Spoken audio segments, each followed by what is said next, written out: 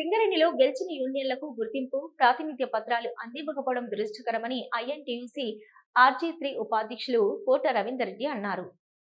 ఈ మేరకు బుధవారం సెంటినరీ కాలనీలో ఏర్పాటు చేసిన విలేకరుల సమావేశంలో ఆయన మాట్లాడుతూ, సింగరేణిలో ఎన్నికలు జరిగి 2 నెలలు గడిచినా పత్రాలు అందజేయకపోవడంతో పూర్తిస్థాయి కమిటీలు వేయలేక కార్మికులు అనేక సమస్యలతో ఇబ్బంది పడుతున్నారని, ఎల్ఆర్ఎస్ వెంటనే పత్రాలు అందివ్వాలని డిమాండ్ చేశారు.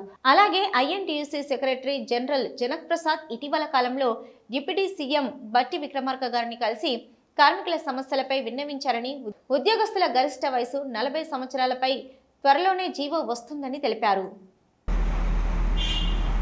సింగరేణిలో అనేక రోజులుగా పడుతున్నటువంటి ఇబ్బందులను ఒక్కొక్కటిగా నెరవేర్చడానికి INTUC secretary general Janak Prasad గారు, అదేవిధంగా సంజీవ్ రెడ్డి గారి నాయకత్వంలో ప్రభుత్వ పెద్దలను ఒప్పించి చేపించేటువంటి కార్యక్రమాలు జరుగుతూ ఉన్నాయి.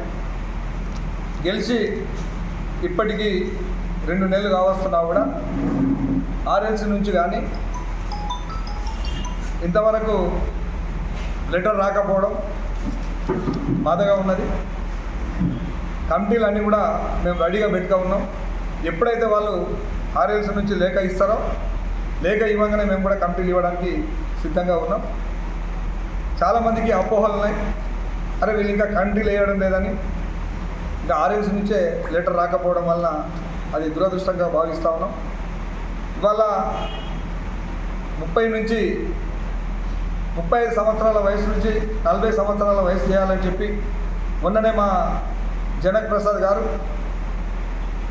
డిప్యూటీ సీఎం గారు బట్టి విక్రమార్క గారిని కలిసి కోరడం జరిగింది. బట్టి విక్రమార్క గారు కూడా ఆదేశాలు జారీ చేశారు. రేపో మాపో అది కూడా సర్క్యులర్ రావడం జరుగుతుంది.